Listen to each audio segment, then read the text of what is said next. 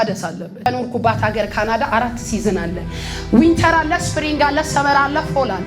ዊንተር እና ስፕሪንግ የሚባሉትን በነግራችሁ በጣም የሚያምር ውብ የሆነ ዛፍ ሰመር ላይ ያያችሁት ዊንተር ላይ ራቁቱን ነው የሚቆም። ከብራንች በስተቀር ቅጠል አታዩበትም። አንዳንዱ ብራንች ጠንካራ እንኳን ያልሆነ ቅርንጫፍ ይወርቃል በቅዝቃዜ እና ስታዩት ድርቅ ያለ ነው፣ ግን ውስጡ የሞተ አይደለም። ውስጡ ስቲል ህይወት አለ፣ ግን ውጪው ነገር ደርቋል። በቅዝቃዜ ሁሉ ነገር ረግፏል። ስታዩት ህይወት ያለው አይመስልም።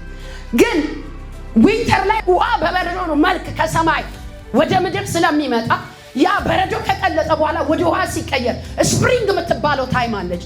እነዛ ያ ከውሃው እርጥበት ውሃውን ወደ ውስጥ ሳክ ያደርግና ወይ ደግሞ ወደ ውስጥ ይጠጣና በመሬት ውስጥ ይቆያል።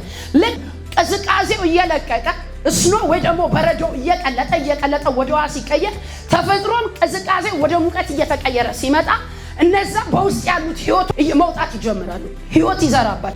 ስለዚህ እነዛ ተደብቆ ደርቆ የነበረው ቅጠሉ መውጣት ይጀምራል። ልክ በተፈጥሮ ህግ እንደዚህ የሞቱ የሚመስሉበት እንደገና ደግሞ ኃይላቸውን አድሶ እንደገና የሚያብቡበት ሲዝን አላቸው። ክርስቲያን የሆነ ሰዓት ላይ ይደክማል፣ የሆነ ሰዓት ላይ የሞተ ይመስል ከዛ መንፈስ እንደገና ያቆጠቁጣል። መንፈስን ትልካለ፣ እነሱም ይፈጠራሉ። የተፈጠሩት ነገር እንደገና የሚኖሩት በመንፈስ ቅዱስ ኃይል ታድሰው ነው። ኢየሱስ ጌታ ነው። ስለዚህ የሚፈጥርም አምላክ ነው፣ የሚያድስም አምላክ። ሃሌሉያ! ይሄ ደግሞ ባንተ ውስጥ አለ ዛሬ በጌታ በኢየሱስም። የሌሉ ነገር በዚህ መንፈስ ተጠርቶ መጣ። በጌታ በኢየሱስም ተጠርቶ መጣ።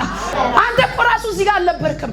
የሆነ ሰዓት ላይ ጭፈራ ቤት ነበር፣ የሆነ ሰዓት ላይ ዝሙት ቤት ነበር፣ የሆነ ሰዓት ላይ ጫትን በዚህ ይዘህ ሲጋራ እንደዚህ ይዘህ በመንገድ ልብስ የለበሰ እብድ ነበር። ዛሬ ግን በክብር አስቀመጠ።